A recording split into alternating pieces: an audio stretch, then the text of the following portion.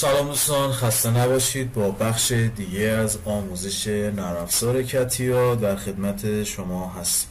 دوستان، در این قسمت از آموزش قرار هست که ما به ورقکاری در محیط کتیا بپردازیم. عملا در این بخش ما براتون توضیح میدیم یه سری استانداردهای ورقکاری رو و محیط هایی که در محیط کتیا به وسیله اون میتونیم ورقکاری رو انجام بدیم. دوستان، در ابتدای امر یک سری عملیات ورقکاری هست که یک سری فرمول و محاسبات داره، یه سری کی فاکتور ورق هست، بند الاینسش هست که این رو به عهده خودتون میذارم و یک سرچ کوچیک میتونید اینها رو تو اینترنت پیدا کنید. خب دوستان، در این قسمت ما میخوایم وارد محیط ورقکاری کتیا بشیم و قبل از اینکه وارد محیط ورقکاری کتیا بشیم ما یه شیت متال دیزاین داریم، یه جنراتیو شیت متال دیزاین. میخوایم بدونیم فرق این دوتا با هم دیگه اول چیه و به چه دردی میخورن این دوتا و چرا اصلا دوتا محیط ورقکاری. ببینید، محیط شیت متال دیزاین برای ورژن کتیا V5 R14 یعنی کتیا ورژن 5 ریلیز 14 گذاشته شده. البته اگه شما وارد این محیط بشید ببینید که هیچ اتفاق خاصی نمیفته و از امکاناتش نمیتونید استفاده بکنید. برای این هست که شما اگر ورقی رو، فایلی رو از کتیا 14 داشته باشید بتونید توی 15 هم اون رو ویرایشش کنید و تغییرات رو بهش اعمال کنید. دوستان، تو صنعت ورقکاری بخش بسیار مهمی هست که همه ما میشه گفت در طول پروسه تولیدمون، در پروسه نمیدونم ساخت باکس ها، مثل ساخت باکس برای مثلا کیس های کامپیوتر و خیلی از این سیستم هایی که میشه گفت باکس هست، میز هست، استراکچر هست، ما از ورقکاری استفاده میکنیم و عملا ورقکاری در زمینه های مختلفی داره استفاده میشه و فرآیندهای مختلفی روش انجام میشه. ببین مثلا قالب فرم هست روی ورق انجام میشه و شما باید بدونید که ورقتون تیکنسش چقدر باشه، شعاع خمش چقدر باشه و عملا کافاکتور اون ورق به چه صورت خواهد بود. در داخل نرم افزار کتیا چون همه اینها بر حسب ساخت و تولید استاندارد سازی شده، شما باید از یک استاندارد خاصی در محیط جنراتیو شیت متال دیزاین کتیا پیروی کنید تا به سرمنزل مقصود کار خودتون رو برسونید. ببینید دوستان، ما وارد محیط شیت متال کتیا میشیم. همونطور که مشاهده میکنید یک صفحه خالی بر من باز میشه که هنوز هیچ چیزی مشخص نیست. اولین چیزی که شما باید مشخص بکنید در نرم افزار کتیا در محیط ورقکاریش این هست که ضخامت ورق شما چنده. ببینید اینجا یه چیزی هست به اسم شیت متال پارامتر یا شیت متال پارامتر.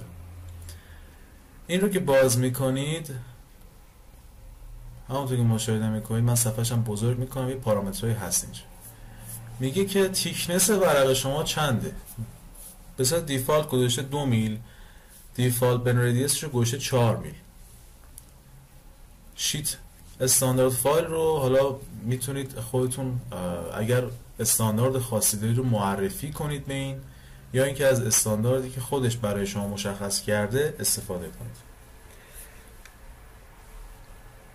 تو این قسمت دوستان بندکسیمایتس هست، اسکور ریلیف داره، یعنی اون قسمتی که خم میکنه در کنارش چه برشی رو برای شما یا چه فرمی رو برای شما ایجاد کنه یا اضافه ورق شما میخواد چگونه باشه. بند الاینس کافاکتور شما هست دوستان. ببینید کافاکتور یه فرمول داره، ضخامت تانسور تنش مینیموم یا همون تی کوچیک به ضخامت ورق. این عددی که اینجا میبینید به هیچ عنوان بزرگتر از نیم نمیشه، یعنی استاندارد سیستم ورقکاری این هست که کافاکتورش به نیم نمیرسه. خب ببینید توی این قسمت ما میخوایم پارامتر ورق خودمون رو تعریف بکنید. به اصطلاح ضخامت ورقمون 2 و دیفالت بن ردیوس رو میذاریم 5 به طور مثال و کافیه که ما اینجا اوکی کنیم. ببینید باز هنوز هیچ اتفاق خاصی نیفتاد، ولی دستورهایی که اینجا هست برای ما فعال شده. تو آپشن بعدی دوستان ما میخوایم شروع کنیم به طراحی کردن بخش‌های مختلفی و عموما نیاز داریم که یک سری پارامترها و یک سری نکات رو بدونیم.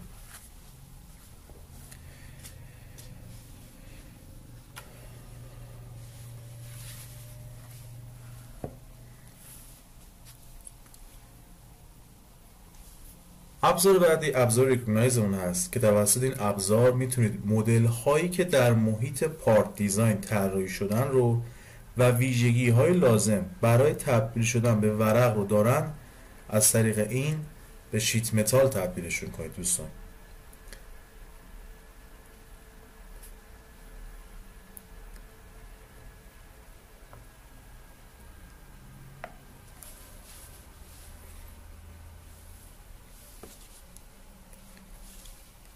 آپشن بعدی آپشن وال هست دوستان که وسیله اون شما میتونید یک شکل هندسی رو بهش بگید که حالا ورق بشه. من رو بهتون نشون میدم.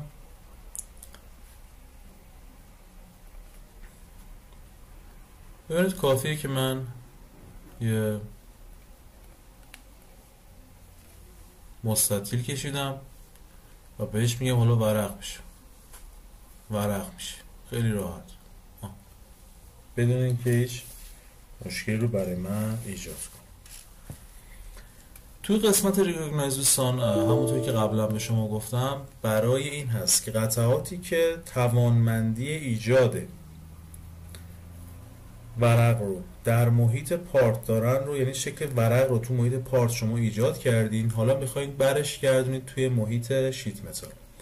شما نیاز داره که آپشن های دستور ریکگنایز رو که من در جلسات آینده توضیح میدم خوب یاد بگیرید تا بتونید قطعات رو به ورق تبدیل کنید. خیلی از قطعات هست که قابلیت ورق شدن رو ندارن و شما نمیتونید اونها رو ورق کنید.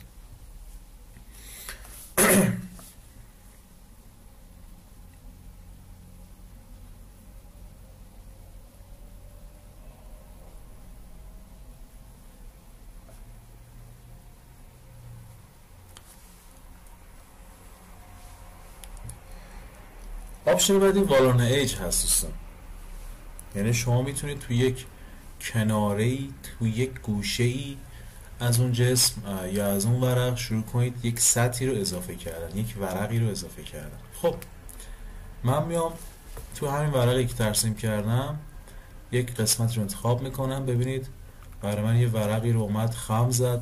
قبلا خمش رو شما استاندارد سازی کردید. اینجا میتونید انواع حالتهایی که از لحاظ ارتفاع وجود داره براش مشخص کنید. نکته‌ای که وجود داره، ببینید دستی میتونید زوایا رو تغییر بدید، میتونید جهت ورق شدن رو تغییر بدید و عرضم به حضورتون که خب انگلش هست اینجا در حالت اتوماتیک اسکچ بیس هست. شما میتونید از روی اسکچی روی یک سطح رو انتخاب بکنید و حالا من میتونم یه اسکچی رو توی این پلن تعریف بکنم و بهش بگم حالا این خم رو بزن، این به درد همچین چیزی میخوره. در حالت اتوماتیک که الان مشاهده میکنید به این صورت. اگر شما بخواید این رو از این لبه نخوره و از اینجا خم بخوره باید چیکار کنید؟ ببینید اینجا دستورایی که وجود داره این به این صورت هست. اینجا ارتفاع رو برای شما مشخص میکنه و شما میتونید ارتفاع رو از جایی که دوست دارید مشخص کنید با 4 تا آپشن. ببینید این الان در حال حاضر 76 تاست. این 76 تا از بالاترین نقطه تا اینجا محاسبه داره میشه. حالا میخوام از زیر ورق محاسبه بشه. ببینید 76 تا از بالا تا زیر ورق بر من محاسبه کرد. حالا میخواد از قسمتی که جای خم خورده برای من این رو اضافه کنی، یعنی این خطی که اینجا وجود داره تا اینجا. آپشن بعدی آپشنی که از قسمت کف خم بر من داره محاسبه میکنه. بذاریم ببینیم که اگه من اینو پریویو بزنم در چه حالتی میتونیم محاسبهش بکنیم. ببینید 76 تا اینجاست. آیا خیر، 76 تا کف باید باشه.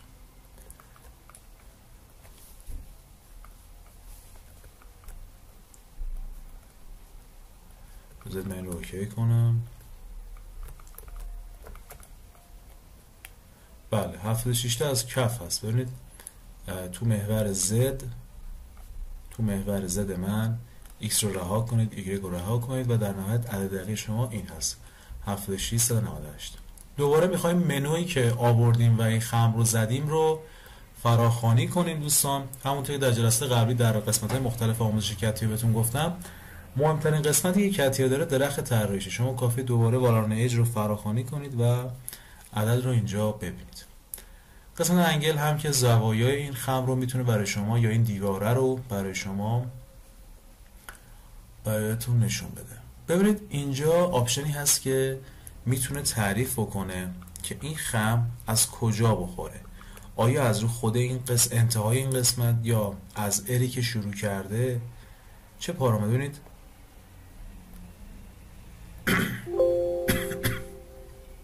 جابجا میشه. ببینید در این حالت پریویو میگیرم از جایی که خم استارت میخوره، از انتهایی که بهش میچسبه.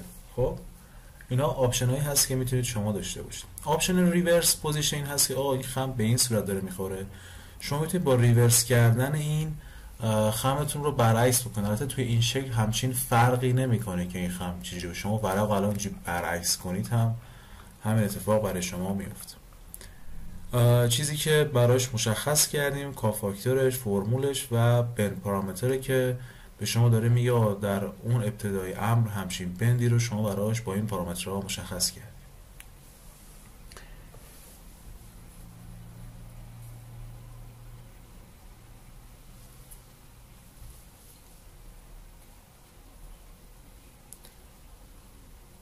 دوستان حالت اکسترمایتز رو داریم، لفت لیمیت داره، لفت آفست داره و رایت لیمیت. ببینید ما این رو میخوایم اضافه کنیم، ببینیم چه اتفاقی میفته. از قسمت لفت لیمیت یا لفت آفست کافیه که ما این رو اضافهش کنیم. میبینیم که ورق یا اون والارن ایجی که ایجاد کردیم در حال افزایش یا کاهش هست. ببینید از اون طرف بخوام اضافه کنم به این صورت.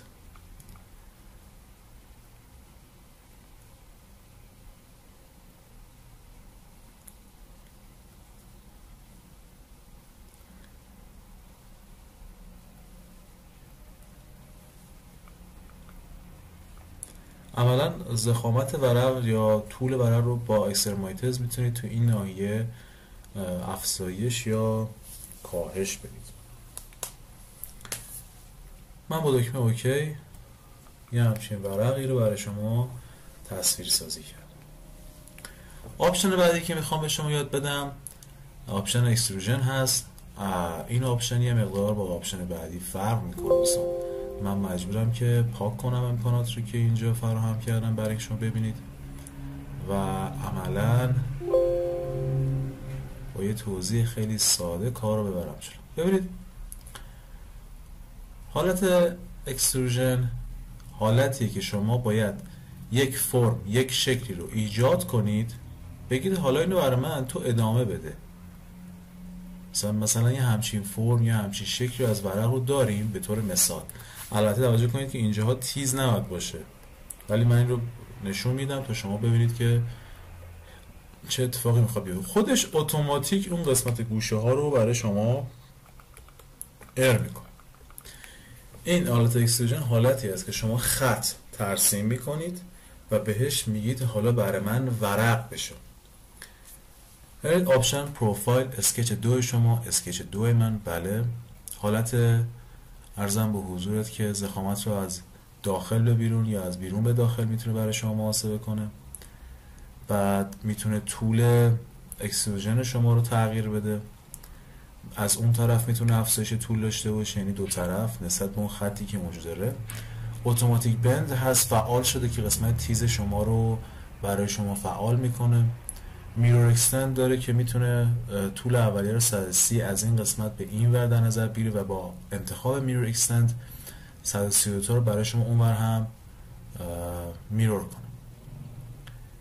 اینورت متریال اینسایت داره دوستان، شما میتونید به وسیله نگاه کنید نسبت به اون خطی که زدید این خطه در ببینید این خطه میتونه هم سطح این باشه، میتونه هم سطح خط پایینی باشه. این آپشن برای شما این رو فراهم میکنه. مثلا شما دوست دارید از سمت بیرونی این ورق بشه، خب از اینورت متریال استفاده میکنید. نه، میخواید سمت داخلی ورق بشه، باز از اینورت متریال اینسایت استفاده میکنید. دکمه پریویو رو میزنید و دکمه اوکی رو هم انتخاب میکنید. خب با این بخش از آموزش شما رو رها میکنم که انشالله بتونید تا حدودی تمرین کنید تا جلسات بعدی امکانات دیگه ای رو از نرم افزار کتیا در قسمت شیت متال براتون بیان کنم. توی این قسمت از آموزش دوستان سرفصلایی رو که با هم مرور میکنیم کامل محیط شیت متال کتیا هست، شامل مدل سازی قطعات با فرم فرو رفته در محیط جنراتیو شیت متال دیزاین. ارزم به حضور تا بخوام سرفصل‌ها رو براتون خلاصه بگم: مدل سازی قطعات خام در محیط، مدل سازی قطعات پیچیده فلزی و تمریناتی که براتون در نظر گرفتیم، ورقکاری کتیا با دیدگاه صنایع هوافضا رو براتون توضیح خواهیم داد، آشنایی با ساختمان بال هواپیما رو براتون خواهیم گفت و ابزارهای ایراسپیس شیت متال دیزاین رو هم براتون بررسی خواهیم کرد. امیدوارم که در صحت و سلامت کامل به سر ببرید. بدرود.